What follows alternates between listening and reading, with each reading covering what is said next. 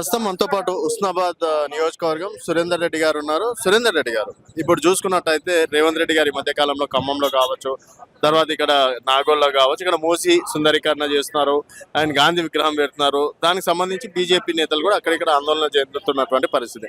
అంటే ఎందుకు గాంధీ విగ్రహం పెడితే ఎందుకు బీజేపీ వాళ్ళు అడ్డుకునే ప్రయత్నం చేస్తున్నారు అనుకో. అసలు ఏ గాంధీ విగ్రహం పెడుతున్నారో బతుకున్న గాంధీలా పోయిన గాంధీలా, అది ఇంపార్టెంట్. ఎందుకు వీళ్ళకు ఇప్పుడు ఏ గాంధీ విగ్రహం అయితే వీళ్ళు చెప్తున్నారో అది ఫస్ట్ ఆఫ్ ఆల్ క్లియర్ చెప్పాలి. పేరేమో మహాత్మా గాంధీ పేరు వాడుకుంటారు, కానీ వీళ్ళు జోకడం మాత్రం కేవలం ఇప్పుడున్న బూటకం గాంధీలను మెప్పు పొందడం కోసం చేస్తున్నారు. ముమ్మాటికి సుందరీకరణకు అందరూ సహకరిస్తారు. సుందరీకరణ ఎప్పుడు పేదోని ఇల్లు కొట్టి కాదు, నిజంగా పెద్దోని ఇల్లు ఉంటే వాళ్ళ ఇద్దరు జరుపు, కానీ పేదోని ఇల్లు అంత లోన్ తీసుకొని కష్టపడి ఒక్కొక్క ఇల్లు ఒక్కొక్క ఇటుకే పేర్చుకొని బొమ్మరిల్లు లెక్క కట్టుకున్నది రేవంత్ రెడ్డి గారు కాదు కదా. ఎవరు చేసినా అది ముమ్మాటికి తప్పు. అది మరి ఎవరు రేవంత్ రెడ్డి గారికి గైడెన్స్ ఇస్తున్నారో అది 100% తప్పు. అండ్ ఇప్పుడు అంటే భారతీయ జనతా పార్టీ ఆధ్వర్యంలో రిటైర్డ్ ఉద్యోగులకు జీతాలు ఇవ్వట్లేదని ధర్నా చేస్తున్నారు కదా. సో అంటే మీరు ధర్నాలు చేస్తే దిగొస్తుందా గవర్నమెంట్? ధర్నాలు చేస్తే దిగొస్తుందా దిగిరాదా అన్నది పరిస్థితిని బట్టి. బట్ ధర్నాలు చేయకపోతే వాళ్ళకి తెలియదు కదా. ఇప్పుడు ఏంటంటే ఇప్పుడు గతంలో ఇక్కడ ధర్నా చౌక్ ఉండే, అప్పుడు గతంలో 9.5 ఏళ్ళు వెళ్ళిన మన బీఆర్ఎస్ పార్టీ ధర్నా చౌకే తీసేసింది. ఎందుకు తీసేసింది? ధర్నా ప్రభావం. అంటే ఆ పార్టీ అధికారంలో రావడానికి, అలా తెలంగాణ రావడానికి ధర్నాలే కారణం. ధర్నాలు చేస్తూ ఇక్కడనే జేఏసీలు ఫామ్ చేయడం చేసారు. సో అట్లాంటి ధర్నా చౌక్లో ధర్నా చేస్తే డెఫినెట్గా అది మెసేజ్ పోతుంది. మెసేజ్ పోతే ఒక్కొక్కటి పోయి ఇంతింతాయి పెద్ద వృక్షం అంత అవుతుంది. డెఫినెట్గా రేవంత్ రెడ్డి ప్రభుత్వం కూలిపోవడానికి ఈ ధర్నా చౌకే బేస్ అవుతుంది. ఇక్కడికెళ్ళే మొదలవుతుంది 100%. ఎందుకంటే ఇప్పుడు 35 ఏళ్ళు సర్వీస్ చేసి వాళ్ళ పైసలు వాళ్ళు దాచుకున్నాయి, నీకు ఇవ్వడానికి డబ్బులు లేవు. వాళ్ళకి మొత్తం వెళ్తే 8-9 వేల కోట్లు ఉన్నాయి.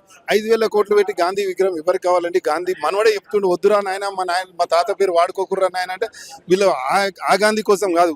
ఇప్పుడు వస్తున్న రాహుల్ గాంధీ లేకపోతే వాళ్ళ నాయనమ్మనో తాతలో వాళ్ళను ఇంప్రెస్ చేయడానికి, కానీ ఇది ముమ్మాటికి 100% గాంధీ గారి మీద ఉన్న ప్రేమ కాదు. అండ్ ఈరోజు రాహుల్ గాంధీ పర్యటన ఏ విధంగా చూసుకోవచ్చు అంటే వాళ్ళ పర్సనల్ ఎజెండా అనుకోండి, కాకపోతే ఇక్కడనే ఇదే ఏరియాలో వచ్చేసి 2 లక్షల ఉద్యోగాలు ఇస్తా అన్నారు, రైతులకు 15,000 రూపాయలు ఇస్తా అన్నాడు, రైతు భరోసా 15,000 చేస్తా, ఇప్పటివరకు రైతు భరోసా రానటువంటి పరిస్థితి. అంటే రాహుల్ గాంధీని చూస్తే జాలేస్తే ఎవడో రాసిస్తాడు, ఆయన చదువుతాడు. ఆయన నేనేమంటారు, ఆయన ఇంకా 10 సార్లు రావాలి. ఎక్కడెక్కడ కాలు పెడితే అక్కడక్కడ ఓడిపోతుంది. రాహుల్ గాంధీని ఐలాండ్ లెక్క చూస్తున్నారు. రావాలి, మళ్ళీ రావాలి. రాహుల్ గాంధీ ఎన్నిసార్లు వస్తే అంత మంచిది. Congress most welcome. ఆయన రావాలి, వస్తూనే ఉండాలి, పార్టీని ఖతం చేస్తూనే ఉండాలి. అండ్ మీ మంత్రి గారు హుస్నాబాదే కాబట్టి హుస్నాబాద్ నుంచి ప్రాతినిధ్యం వహిస్తున్నారు. సో డెవలప్ అయిందా సార్ ఈ 2.5 సంవత్సరాలు ఏమన్నా? మా హుస్నాబాద్ లో పరిస్థితి ముఖ్యంగా ఇది చాలా, ఎందుకంటే ఎప్పుడు కూడా హుస్నాబాద్కు ఏంటో కానీ గత 10 మంది ఎమ్మెల్యేలుగా చూస్తే ఒక్కసారి స్థానికుడే. ఎప్పుడు స్థానికేతరులు మాత్రమే వస్తున్నారు, అక్కడ వచ్చి ఎమ్మెల్యే అవుతున్నారు. ఎమ్మెల్యే అయి వాళ్ళ పబ్బం గడుపుకుంటున్నారు, ఓడిపోతే కథ మళ్ళీ చదువుకొని పోతున్నారు. సో అట్లా కావడం వల్ల హుస్నాబాద్ ఎంతైతే అభివృద్ధి చెందాలనో అందులో సగం కూడా లేదు. అటు పక్కన ఈటల రాజేందర్ గారు ఉన్నప్పుడు ఎవరు ఏ పార్టీలో ఉన్నారు? ఈటల రాజేందర్ గారు హుజరాబాద్ బ్రహ్మాండంగా చేసినారు, ఇటు పక్కన సిద్దిపేటలో చేసినారు, అటు పక్కన సిరిసిల్లలో చేసినారు. కానీ అదేంటంటే మా దగ్గర నాన్ లోకల్ ఎమ్మెల్యే కావడం మా కర్మ ఎప్పుడు అట్లే అవుతుంది. డెఫినెట్గా భారతీయ జనతా పార్టీ ఆధ్వర్యంలో తప్పకుండా స్థానికుడు ఎమ్మెల్యే అయితేనే గుర్తింపు ఉంటుందని అనుకుంటున్నాను. డెఫినెట్గా ఉంటుందండి. అంటే స్థానికేతరుడు కూడా ఎమ్మెల్యే అవుతారు. ఇప్పుడు ఎవరైనా మీరు మాట్లాడవచ్చు, స్థానికేతరుడు ఎమ్మెల్యే కావద్దా, మరి ఇందిరాగాంధీ గారు పోటీ చేయలేదా, మోడీ గారు పోటీ చేయాలి అనొచ్చు. అది ఎప్పుడు మర్చిపోతారు? నువ్వు స్థానికుని కన్నా ఎక్కువ పని చేయాలి. స్థానికుడు 18 గంటలు చేస్తే నువ్వు 20 గంటలు చేసి అక్కడ అభివృద్ధి చేస్తే, అరే నాయన నువ్వు చాలా బ్రహ్మాండంగా చేస్తున్నావు, నిన్నే దేవుని లెక్క మొక్కుతారు. కానీ అట్లా కాకుండా నువ్వు వెళ్ళి నీ పబ్బం గడుపుకోవడానికి ఒక టూరిస్ట్ నాయకులు లెక్క వచ్చి పోవడం అనేది చాలా బాధాకరం. సో మొత్తానికి ఈ మధ్య ఆకునూరి మురళి గారు టీచర్లకు జీతాలు తగ్గించాలని చెప్పేసి డైరెక్ట్ గా ప్రభుత్వ ఉద్యోగాల చెప్పినటువంటి మాట.